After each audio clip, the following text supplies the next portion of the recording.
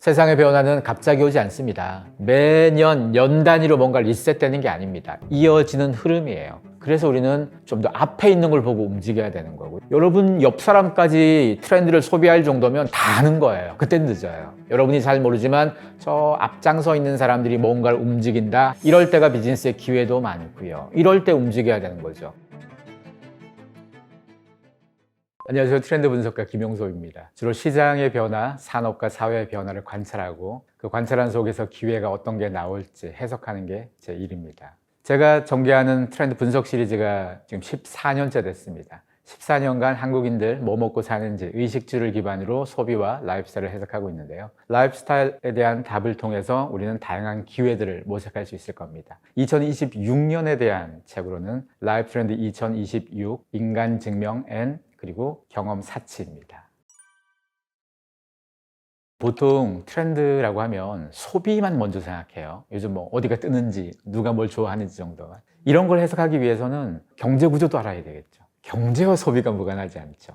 그리고 경제는 경제에서 끝나다 산업하고도 무관하지 않죠. 산업은 기술하고도 무관하지 않죠. 우리 마음대로 뭔가 사고 싶어 하는 것처럼 보이지만 잘 들여다보면 경제와 산업과 기술과 사회 구조에 영향을 굉장히 많이 받습니다. 그래서 트렌드 분석을 할 때는 자연스럽게 이런 영역들에 대한 정보들을 계속 취합하면서 지켜보는 작업들이 좀 필요하고, 일반 사람들의 소비에 있어서도 실제로 소비하는 현장들이 있죠. 뭐 핫플레이스도 있을 수 있고 주요한 리테일 업계의 매출 추이도 있을 수 있고, 이런 여러 가지 지표들을 다 해석을 합니다. 수많은 지표와 수많은 단서들 속에서 해석을 얼마나 잘 하느냐, 이게 사실은 트렌드 분석가의 역할 중에 하나인데요. 2026년에 제가 11가지 트렌드 이슈를 제시하는데 그 중에 2개를 아주 강조하고 있습니다. 이 2개는 메가 트렌드가 될 성질을 갖고 있는데요. 일반적으로 트렌드라고 하면 몇 년 정도 영향을 주는 거고, 메가 트렌드라고 하면 한 10년 이상, 어쩌면 우리가 살아있는 동안 계속 영향을 받을 트렌드 이슈가 될 텐데, 그 첫 번째가 인간 증명이고요. 두 번째가 경험 사치입니다.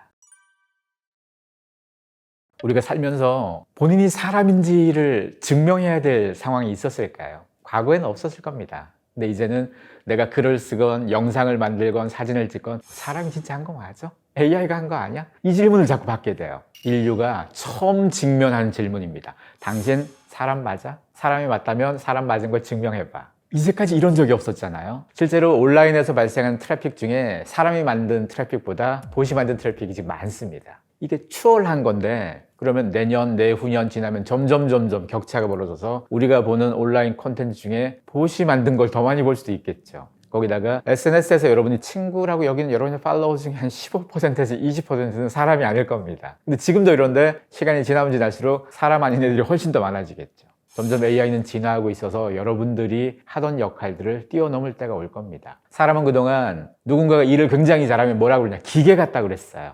누가 똑똑하면 컴퓨터 같다 그랬어요. 근데 지금 기계와 컴퓨터는 사람 같아져요.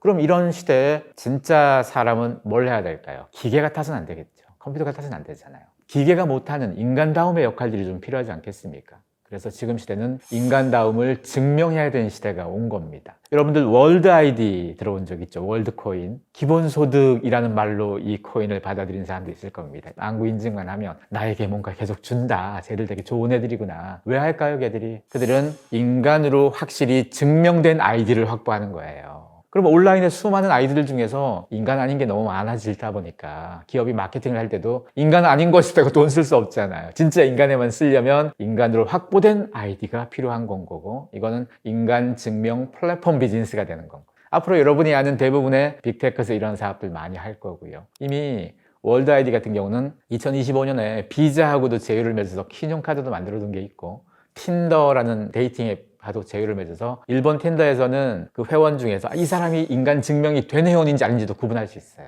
우리가 로맨스 스캠을 비롯해서 온라인에서 별별 사기가 많이 생기는 시대, 진짜 사람을 눈앞에 만나지 않고서도 뭔가 형성되는 시대, 거기다 더 아이러니한 건 올해 4월에 SBS 그것이 알고 싶다에서 뭘 다뤘냐 하면 AI와 연애하는 사람들을 다뤘어요. AI 챗봇하고 연애한다는 사람들이 인터뷰를 했는데 뭐라고 그랬냐, AI 챗봇은 날 너무 잘 알아. 내가 몇 달 전에 한 얘기도 다 기억해주고, 기억할 수밖에 없죠. 사람이 아니잖아요. 데이터로 남는데. 거기다가 쟤들은 절친 같아. 1시간만 얘기해도 너무너무 내 마음에 쏙 들어. 그럴 수밖에 없죠. 왜냐? AI 챗봇은 동조하게끔 설계되어 있습니다. 여러분들이 뭔 헛소리를 해도 맞장구 쳐줄 거예요. 진짜 사람은 안 그렇잖아요. 근데 이렇게 AI 챗봇, 나에게 무조건 맞장구 쳐주고 내가 무조건 옳다고 얘기해주는 존재와 대화해서 친해지고 연애 감정 생기고 친구하고 그러면 진짜 사람하고는 대화할 수 있겠습니까? 진짜 사람하고 연애 못하겠죠. 점점 AI 시대는 우리가 사람을 대하는 방식에서도 진짜 사람하고 어떻게 어울릴지가 더 중요하구나를 자꾸 제기해주고 있습니다. 이런 시대, 소비는 달라지지 않을까요? 왜 우리나라에서 한 2, 3년 새 철학책 되게 많이 팔리지 않았나요? 그리고 2025년 올해 제일 많이 팔린 책 중에 하나가 초역부처의 불교 메시지가 담긴 책이 굉장히 많이 팔렸죠. 왜 철학, 종교 이런 책들이 갑자기 20, 30대가 열광해서 많이 볼까요? 인류에 대한 미래가 AI를 통해서 우리는 많은 변화를 맞이할 상황들이 됐고 지금 시대 20대, 30대가 미래에 대한 불안감이 사실은 5, 60대보다 훨씬 크겠죠. 미래 내 일자리가 대체되지 않을까? 로봇 때문에 AI 때문에? 이런 시대에 인간의 가치에 대한 고민은 결국 철학으로 넘어갈 수밖에 없습니다. 온라인에서 유명해진 인플루언서를 한번 생각해 보세요. 이분들이 틱톡이든 유튜브건 인스타가 없었다면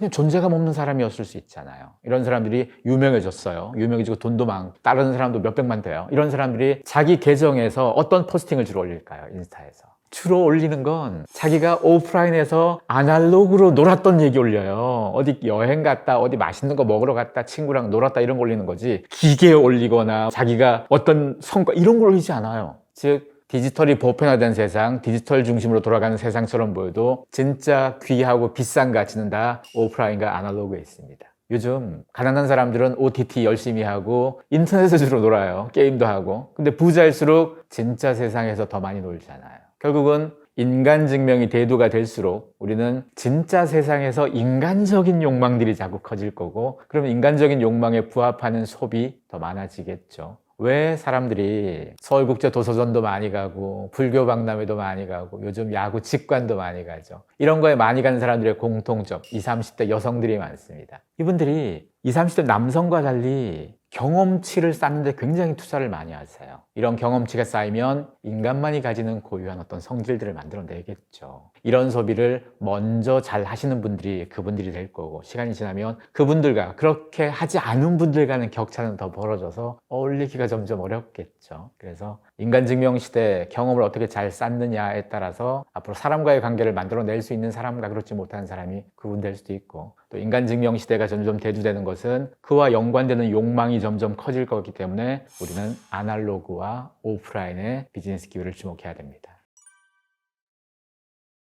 온라인과 디지털을 통해서는 효율적인 일도 하고 다 하죠. 근데 지극히 인간적인 관계라는 측면으로 보자면 옛날 사람들은 다 관계를 진짜 사람하고 쌓았어요. 그러다가 스마트폰이 나오고 소셜미디어가 대두된 이후로는 진짜 사람이 아니어도 온라인을 통해서 저 사람이 사람인지 아닌지 아직 불확실합니다. 그런데도 불구하고 친구를 맺고 뭔가를 주고받죠. 근데 이렇게 맺은 관계는 언제든 끊어질 수 있죠. 제가 나한테 댓글 안 달았어? 이제 끊어버릴래. 좋아요 안 눌러 끊어버릴래. 이거 자체는 진짜 사람하고의 깊은 관계라고 보긴 어렵죠. 내가 필요할 때 붙어있는 친구, 내가 필요 없어지면 끊어낼 수 있는 존재. 이런 걸 우리가 수십 년째 지금 하고 있는 중이잖아요. 하고 있다 보니까 점점 느껴지는 게 이건 좀 허무하고 진짜 사람하고 끈끈하고 깊은 관계. 옛날 사람들은 인맥을 좋아해서 많은 사람, 양을 따졌어요. 근데 소셜미디어가 시대가 되어도 또 양을 따지고 있는 거예요. 너 팔로우 몇 명이야? 이걸 따지고 있다 이거죠. 근데 점점점 시간이 지나면 지날수록 질을 따지게 될 겁니다. 몇 명이냐가 중요한 게 아니고 정말 내 마음을 터놓을 수 있는 나랑 끈끈한 사이 이런 건 진짜 사람이잖아요. 진짜 사람에 대한 욕망들은 커질 수 있고 이 욕망이 자연스럽게 소비에서만 영향을 끼치는 게 아니고 사람과의 관계에서도 영향을 끼치고 또 이런 태도는 직장에서도 영향을 미칩니다. 요즘 직장 내에서 20, 30대와 40, 50대 세대 갈등도 있을 수 있고 소통에 대한 차이가 좀 있을 수 있습니다. 옛날 사람들은 무조건 사람하고 배웠어요, 모든 걸. 어릴 때부터 엎어지면서 친구랑 놀고 흙도 만지고 이렇게 쭉 해서 성인이 되어 갔다면 디지털 네이티브들은 태어나자마자 이미 디바이스들이 손에 쥐고 있는 거예요. 수많은 엄마들이 아이가 길바닥에 나가서 놀면 다쳐 안 돼 그러면서 스마트폰 갖고 노는 거는 방치해뒀어요. 스마트폰이 사실은 더 위험할 수 있는데 또 놀라운 사실은 이런 미디어 환경이나 이런 디바이스를 만든 빅테크의 CEO들은 자기 자식들에게 어떻게 했을까? 그들은 스마트폰 쓰는 시간, 소셜미디어 쓰는 시간을 굉장히 제한하고 못하게 만들어놨어요. 왜? 이게 고도로 계산된 심리적인 활동을 통해서 우리의 중독도 이끌어내고 하는 작업들이에요. 그냥 어쩌다 보니까 보니까 재밌네 이게 아니에요. 많은 사람들이 쇼츠 하나를 보더라도 중간에 못 끊어내잖아요. 그 짧은 걸 보다가 나 그만 이걸 잘 못하잖아요. 이게 인간 심리를 연구하고 다 만들어낸 것들이라서 그런데요. 이런 상황들이 되면 그렇게 나고 자란 한 20살까지 보낸 사람들은 진짜 사람하고 관계를 통해서 배우고 갈등을 조율하는 걸 잘 못하지 않았겠습니까? 학창 시절에도 자기 혼자 놀거나 게임하고 틱톡 하는 것만 좋아했지 친구들하고 어울려가면서 싸워보고 이런 것도 잘 없을 거예요.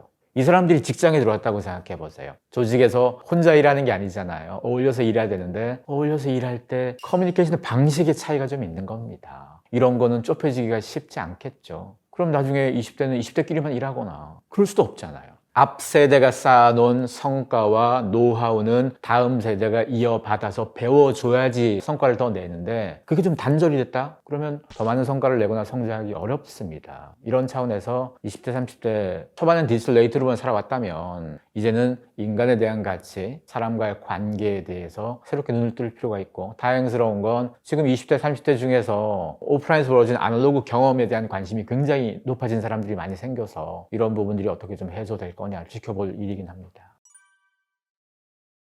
세계 경제 포럼이 2년마다 내는 보고서가 있는데요. 직업의 미래라는 보고서가 있습니다. 2025년 1월 버전에서 어떤 게 있었냐면 향후 5년간 기업들, 글로벌 기업들에서 가장 많이 원하는 직원들의 능력치, 스킬들이 뭐냐. 1번은 AI에 대한 활용 능력이에요. 당연하죠. 지금 그런 세상이니까. 1번, 2번, 3번 스킬이 다 기술입니다. 기술 중심 세상에서 기술 배우는 건 당연합니다. 근데 이 기술은 시간이 지나면 상향 평준화가 되겠죠. 누구나 비슷한 기술을 써먹을 겁니다. 근데 4, 5, 6번이 뭐냐? 창의력, 새로운 걸 배우는 학습력, 유연성 이런 것들이에요. 이런 건 사실 대부분의 한국인들은 살면서 한 번도 제대로 배워본 적 없습니다. 교육받아본 적도 없고 교육을 통해서 단기간에 끌어올릴 수 있는 성질이 아닙니다. 그럼 이런 걸 누구한테 배우냐? 어릴 때부터 집안 환경이건 주위 환경을 통해서 자연스럽게 배우거나 익혔던 사람들이 잘하는 게 창의력, 유연성, 학습력 이런 거예요. 우리는 그동안 단기간에 점수 잘 올리고 이런 것만 되게 잘했지 답을 외우는 걸 잘했지 세상에 없는 질문을 하는 거는 안 해봤어요 다들. 이런 역량이 필요하죠. 이거는 기계가 못하잖아요. 기계는 사람이 한 거 따라는 하는데 사람이 안 한 건 못 따라하잖아요. 그래서 이런 역량을 어떻게 키울 거냐. 이런 역량 가진 사람들은 점점 기회가 많지 않겠습니까? 거기다가 리더로 가면 갈수록 소프트 스킬과 하드 스킬 두 가지가 있는데 하드 스킬은 뭐냐? 기술 능력이에요. 당장 실무할 수 있는 능력들. 소프트 스킬은 대인관계, 사람을 이끌거나 우리 후배들 잘 이끌고 동기부여시켜주고 소통 잘 이런 능력이 있는데 지금 소프트 스킬이 리더에게 점점 중요해져요. 왜냐하면 지금 시대는 중간 관리도 자꾸 없애죠. 중간을 왜 없애냐면 밑에서 무슨 일을 하는지를 제일 위에서 모르니까 중간 단위에서 확인하고 일시키고 이렇게 해서 보고하고 했단 말이죠. 근데 이제는 제일 밑에서 뭘 하는지를 도구를 통해서 충분히 파악할 수 있는 환경들이 자꾸 만들어지잖아요. 중간이 없어져요. 근데 필요한 중간은 뭐냐? 업무 보고 취업 잘하는 중간은 필요 없는데 사람들을 잘 이끌고 동기부여 잘하는 중간은 필요해졌어요. 이거 기계가 못하잖아요. 사람만이 할 수 있는 겁니다. 그래서 우리는 점점 사람만이 할 수 있는 역량에 투자할 필요가 있고 이걸 위해서는 교육도 좀 바뀔 필요가 있죠. 지난 100년 이상의 교육은 산업화를 위한 교육이었어요. 다 취직해서 써먹을 수 있는 능력이 뭐냐, 어디에 조직에 들어가서 따라갈 수 있는 역량이 요것만 주로 배워왔었어요. 그러면 중세 때는 어땠을까요? 아주 옛날에는 그런 거 가르쳐 안 해왔겠죠. 중세 때는 교육을 주로 아무나 못 받고 귀족들만 많이 받았었어요. 그러다 보니까 주로 하는 교육이 리더가 되기 위한 교육이었어요. 토론부터 논리, 글쓰기, 천문학도 있고 이런 건 지금 시대에 교육받은 사람들 그런 건 그다지 중요하지 않고 국영수가 더 중요하고 이랬잖아요. 근데 국영수 스킬보다도 더 중요한 영역들이 이제 순서가 좀 바뀌게 된다면 미래에 대한 교육 방향도 바뀌어야 될 거고 그리고 입시 중요하지만 좋은 학교 갔다 와서 좋은 학교가 주는 그 장점이나 혜택이라는 것은 과거와는 비교할 수 없을 만큼 떨어져 있죠. 아무리 좋은 학교를 나와도 취직이 보장되는 거는 특정 기술에 해당되는 몇몇 전공 빼고는 미래가 보장되는 건 없잖아요. 그러다 보니까 내가 5년 뒤, 10년 뒤에도 미래의 인재인가를 따져봐야 되고 그러면 미래의 인재상이 되려고 우리 노력해야 되는 거죠. 이미 수년 전부터 우리가 아는 메이저 빅테크에서 대학 졸업장 어떤 거 했는지 따지지도 않은 시대가 돼버렸는데 지금 10대, 20대라면 그분들의 부모님 세대가 미래를 준비하는 방식으로 준비하면 큰일 나잖아요. 그러니까 미래에도 새로운 인재, 지금 AI가 보편화되는 시대에 맞는 인재상이 뭘지에 대한 고민이 많이 필요한 겁니다. 우리가 경험 소비는 많이 들어봤어요. 경험을 소비한다라는 말에서. 근데 여기다가 사치를 부여한 적은 없어요. 사실 경험 사치라는 말은 존재하지 않던 말인데요. 제가 지금 부여를 해서 이 의미가 얼마나 중요한 건지 지금 강조하고 있는데, 경험이 왜 사치가 됐냐? 모든 사람들이 경험이 중요하고 경험 소비가 중요하다고 생각하는 시대가 되면 변별력은 어디서 가져낼 거냐? 남들과 다른 비교 우위, 더 나은 경험을 할 텐데, 더 나은 경험은 대부분 돈과 연결될 수밖에 없어요. 가령 남들이 가지 못했던 데에 가거나 남들이 누리지 못했던 걸 누리는 데는 더 많은 비싼 비용들이 지불될 수밖에 없겠죠. 인간은 남과 다른, 남과 비교 우위를 하려고 하는 기본적 욕망을 갖고 있어서요. 그동안은 사치를 뭘로 했느냐? 물건으로 했습니다. 소유를 통한 사치였었어요. 비싼 자동차, 비싼 가방, 비싼 시계. 이제는 물건이 아닌 걸로 사치를 하는 시대가 돼버리는 겁니다. 예를 들어 보자면 전 세계적으로 퍼스널 럭셔리 굿즈니까 어떤 거냐면 시계부터 가방부터 우리가 손에 쥘 수 있고 몸에 물리적인 그런 비싼 명품들, 이 시장은 역성장세예요. 마이너스입니다. 근데 고급, 숙박, 여행, 이 시장은 플러스예요. 그러면 여기서 확인이 드러나죠. 물건, 소유에 대한 거는 사치 중에서 떨어지는데 여행이나 숙박은 남지 않죠. 내 기억에 남는 거지 내가 호텔을 뜯어오는 거 아니고 내가 비행기를 갖고 오는 거 아니잖아요. 우리 기억 속에, 경험 속에 남는 거는 비싼 걸 쓰는 시대가 된 거예요. 여기에서 이미 누가 주목하느냐? 세계적인 명품 사업하는 브랜드들이 주목하고 있어요. 이미 LVMH도 그렇고 구찌라든가 수많은 브랜드를 갖고 있는 캐링 그룹도 마찬가지, 다 마이너스예요, 성장세가. 그러다 보니까 이런 기업들이 관심 가진 게 호텔 사업, 여행에 대한 사업들을 자꾸 관심 가져요. 뉴욕에 가면 맨하튼에 지금 루이비통의 플래그십 스토어가 리모델링 중인데요. 이게 7층짜리 큰 건물입니다. 이 건물 원래 있던 스토어를 리모델링 하는데, 그러면 보통 공사를 하려면 공사판 가림막 같은 게 필요하잖아요. 건물 전체를 둘러싼. 루이비통 플래그십 스토어 리모델링의 공사판 가림막이 뭐냐? 대형 여행용 트렁크예요. 멀리서 보면 트렁크가 서 있는 거 이만한 게, 아니 말도 안 되는 크기잖아요. 트렁크 이렇게 쌓아두는 게 빌딩 사이즈니까 트렁크 가림막 만드는데 6개월 걸렸습니다. 가림막 값이면 아마 서울에 조그마한 빌딩 하나 살 수도 있을 거예요. 왜 이렇게 돈을 들이냐? 이렇게 멋진 트렁크가 서 있으니까 사람들이 인증샷 찍으러 넣었죠. 파리의 상젤리제 거리에 디올 매장을 호텔로 지금 바꾸는 작업하는데, 이것도 LVMH 겁니다. 루이비통 호텔을 만드는데 여기도 공사판 가림막은 여행용 트렁크입니다. 여행용 트렁크를 왜 이렇게 강조하느냐? 루이비통의 모태가 여행용 트렁크입니다. 지금 우리가 비행기 타고 여행 다니지만 19세기 그때 부자들, 귀족들, 이런 사람들은 호화 열차 타고 다녔습니다. 유럽이건 아시아건 간에. 19세기 때 그 열차를 타는 부자들이 여행 갈 때 루이비통 트렁크 갖고 다녔거든요. 그러니까 루이비통은 여행이 다시 중요한 시대, 경험 사치가 중요한 시대가 된다는 걸 보고 자기네 트렁크를 계속 여기저기서 계속 강조하고 있는데, 참고로 LVMH 계열사 중에 벨몽드라는 회사가 있는데, 이 벨몽드라는 회사의 사업 중에 하나가 호화 열차 사업입니다. 나중에 이런 기회가 되시면 사진을 통해서 한번 보세요. 벨몽드의 기차 사진을 깜짝 놀랄 겁니다. 말도 안 되게 멋지고 화려한 실내 객실이거든요. 물론 여러분이 그동안 알고 있던 기차보다는 티켓값이 동그라미를 한참 더 붙여야 되겠죠. 비싼 데는 이유가 있습니다. 똑같은 여행을 가더라도 어떤 방식을 통해서 어떤 걸 경험하냐에 따라 돈이 다르잖아요. 누군가는 똑같은 뉴욕을 가도 뉴욕 왔다 갔다 하는 비행기 값 내고 거기서 머무는 숙소 정도만 하고 끝났겠죠. 누군가는 뉴욕을 가는데 뉴욕에서 하는 중요한 행사들, 패션쇼를 한다거나 하면 무대에도 바로 앞에 앉아서 보고 끝나고 디자인하고 인사도 할 수 있다. 엄청 좋죠. 공연도 마찬가지죠. 그렇게 깊숙이 개입할 수 있다거나, 그리고 박물관 같은 데 갈 때 사람들 너무 많으면 내가 보고자 했던 전시물 잘 못 보죠. 근데 박물관 휴관일에 빌려서 조용하게 소수만 본다면 어때요? 그럼 훨씬 더 쾌적한 상태에서 볼 수 있겠죠. 이게 다 돈이잖아요. 이런 게 바로 다 경험 사치가 될 텐데, 경험 사치가 그럼 돈 없으면 못하냐? 돈이 있으면 좀 더 유리하게 하는 거고, 돈이 없으면 훨씬 더 똑똑하거나 훨씬 더 많은 걸 잘 찾아내고, 경험이 많으면 돈이 적어도 할 수 있는 방법들이 있을 겁니다. 가령 요즘 F1 영화, F1 무비에 대한 관심이 커져가지고 사람들이 F1 자동차 경주에 관심이 많아졌죠. F1 경기를 보려고 가는 사람도 있습니다. 그럼 얼마나 드냐? F1 경기 비쌉니다. 보통 3일 정도 해요.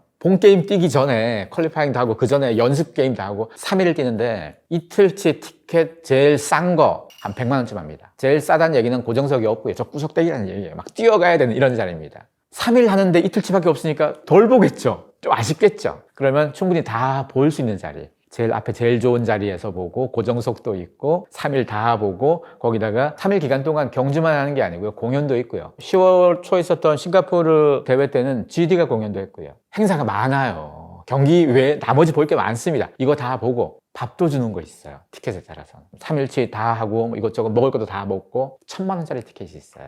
비싸죠. 근데 이게 티켓만 있으면 되냐? 숙소가 있어야 되겠죠. 아니, 길바닥에 잘 수는 없으니까. 숙소도 F1 경기장 바로 근처가 제일 좋죠. 비싸요.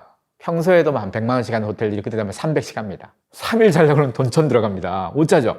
저 먼 데 가면 경기 끝나고 수만 명이 움직이는데 집에 가는데 한참 걸리겠죠. 힘들겠죠. 그러면 경기장 중에서 도심에서 하는 경기들이 있어요. 싱가포르나 모나코처럼 도심에서 하는 경기는 도심의 어떤 건물은 자기 집 발코니에서도 보일 수 있잖아요. 물론 선수를 자세히 코앞에는 못 봐도 그래도 보는 건 보는 거잖아요. 그게. 그런 숙소를 에어비앤비를 잘 골랐다. 나는 굉장히 돈 들이지 않고 공짜로도 볼 수 있는 거죠. 그걸 하려면 아는 게 좀 있어야 되겠죠. 경험은 내가 알려면 그동안의 시간과 돈 투자를 해야지 아는 거죠. 갑자기 뚝 머릿속에 뭔가 탑재되는 게 아니잖아요. 누적된 돈을 쓰는 건 비슷할 거예요. 그동안에 아는 거 없이 경험 없이 갑자기 확 들어가서 돈 크게 내고 보거나 내가 지난 5년간 경험을 쌓아서 이번엔 돈 적게 들이고 누적된 돈은 비슷할 수도 있어요. 결국은 경험엔 돈이 듭니다.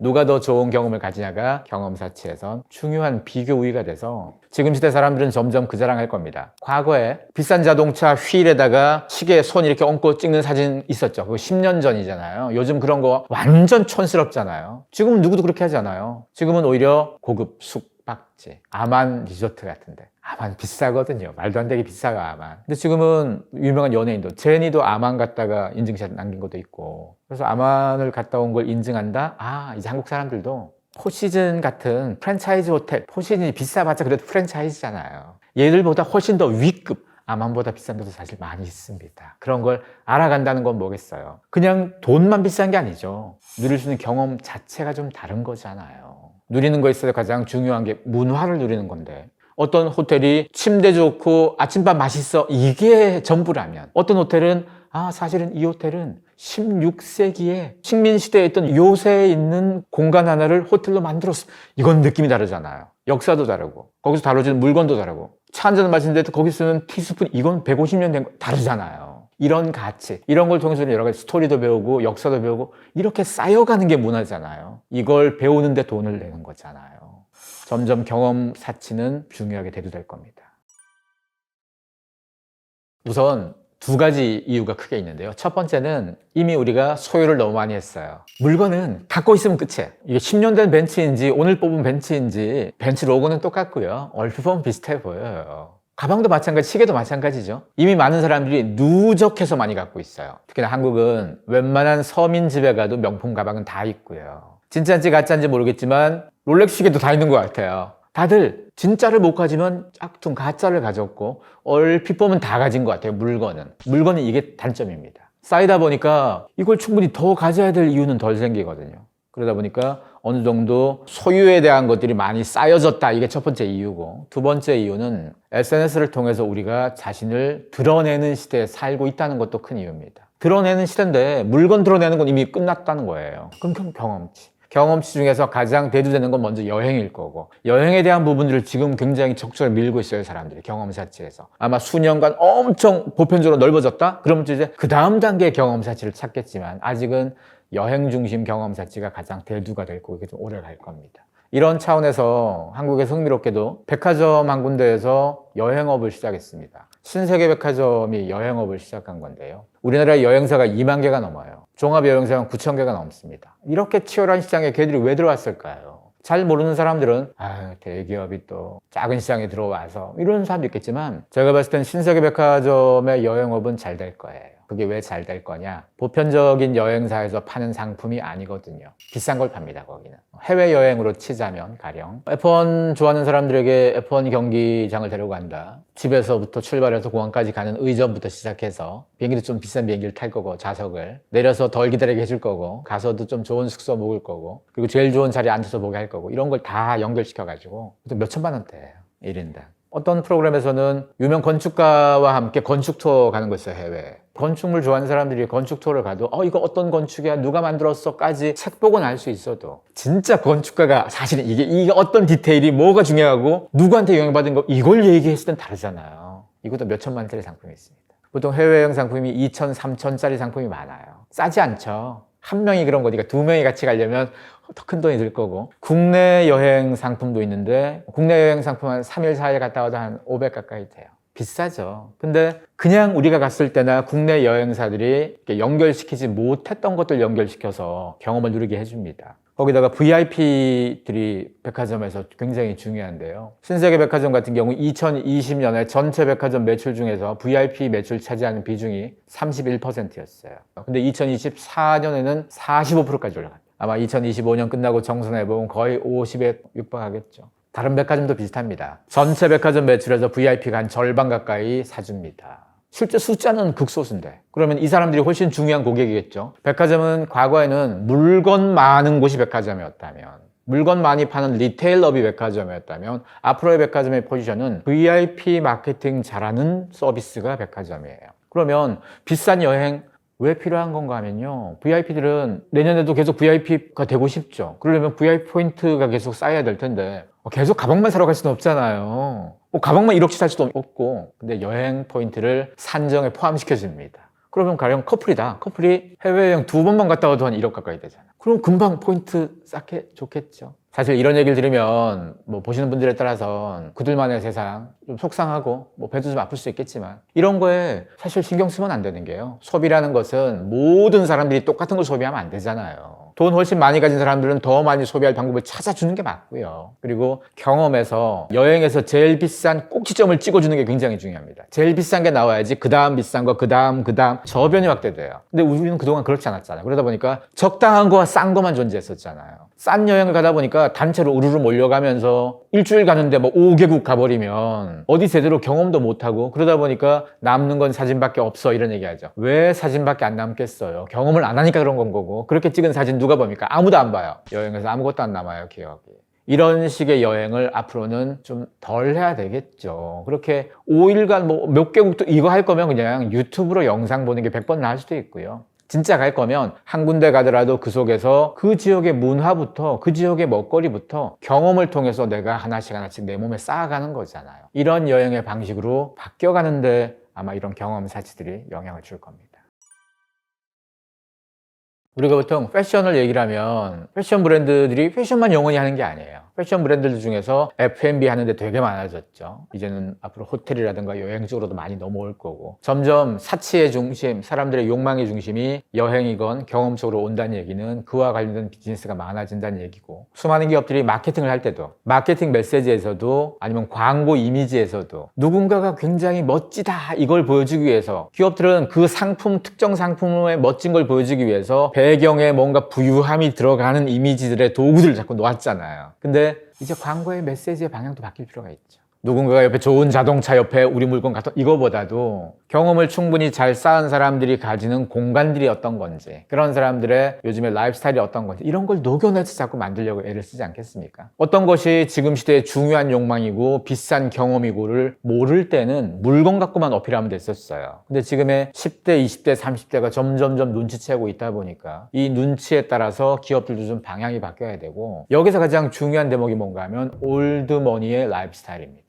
올드머니는 대대로 부유했던 사람이니까 갑자기 지금 경험 자체를 누리는 사람이 아니고 이미 옛날부터 누렸던 사람이에요. 100년 전에도 누군가는 호화열차 타고 여행을 다녔고, 100년 전에는 또 누군가는 아프리카의 사파리 여행도 다녔고, 우리는 100년 전 하면 그런 거 어떻게 상상해 하잖아. 100년 전에 할 거 다 했어요. 그랬던 것들이 쭉 이어져 오는 거잖아요. 30년 전, 10년 전, 20년 전 누군가가 누렸던 경험들을 우리는 계속 고민해야 되는데, 그 누군가가 누구냐? 올드머니예요. 전통적인 부자들. 갑자기 돈이 생긴 사람을 우리는 뉴머니라고 불러요. 뉴머니는 졸부라는 의미가 되는데, 갑자기 돈이 생겼으니까 내가 돈이 많아졌다를 증명하고 싶어 하지 않을까요, 사람들이? 그러다 보니까 비싼 물건들을 자꾸 내 몸에 걸치거나 티내게 돼요. 근데 원래부터 부자였다, 태어났더니 이미 돈이 되게 많은 사람이라고 생각해보세요. 내가 돈이 많다는 걸 증명해야 될 욕망 자체가 없어져요. 물건으로 티를 낼 필요가 없어지는 거잖아요. 그러다 보니까 물건에 쏟았던 힘을 내리고 경험에 힘을 쏟고, 경험을 쏟는 가장 큰 이유가 그 경험을 공유할 사람이 있어서 그래요.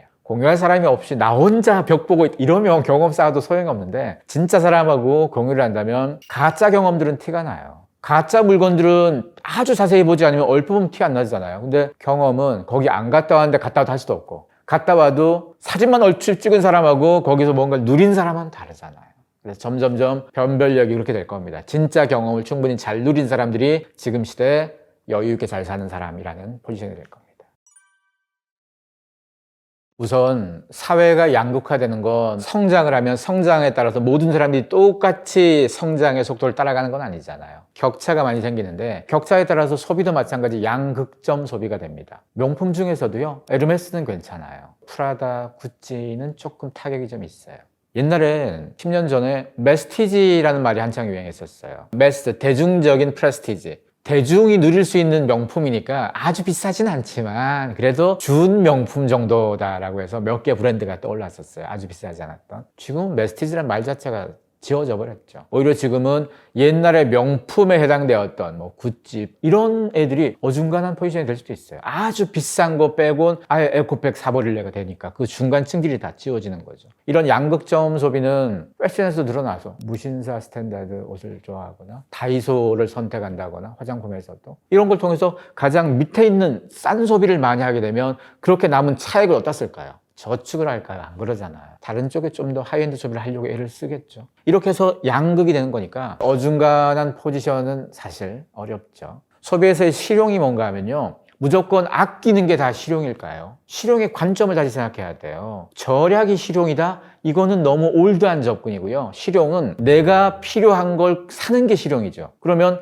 내가 필요하지 않은 건 안 사야 되겠죠. 이것저것 막 사는 게 아니고 내가 범위를 좁혀놓고 내가 아주 좋아하는 거 요걸 사기 위해서 나머지를 안 사는 건 실용이 될 수 있죠. 그리고 내가 뭔가를 좋아한다는 건 취향을 안다는 건요, 많이 겪어봐야 알아요. 밥을 먹는데 나는 짜장면이 세상에서 제일 맛있어, 이건 거짓말이에요. 그 말을 하려면 적어도 여러 종류의 각 나라 음식들을 다 먹어본 채로 그랬더니 이게 최고야가 돼야 되는데 짜장면밖에 안 먹어본 사람이 나는 짜장면이 최고야, 이거는 거짓말이죠. 취향을 가려보지 못했잖아요. 그러면 취향을 가려보는 게 돈이 들고 시간이 드는 일인 거죠. 그래서 여기서 등장하는 실용이 뭐냐, 피펫 소비라고 그래서요, 과학 실험 도구 중에 여기서 용액을 쭉 짜서 여기 옮기는 이게 피펫이잖아요. 내가 와인을 맛볼 때도 저 와인을 맛을 보려면 한 병을 사야 되는데 그게 아니고 요만큼씩 맛보게 해준다는 거죠. 어떤 와인샵에 갔더니 여러 종류의 와인을 조금 맛보게 해주겠다, 용액에 피펫으로 담아서 주듯이. 케이크도 마찬가지, 그람 단위로 케이크 파는 데들도 있어요. 그럼 내가 맛보기 훨씬 좋겠죠. 그리고 생활용품도 마찬가지,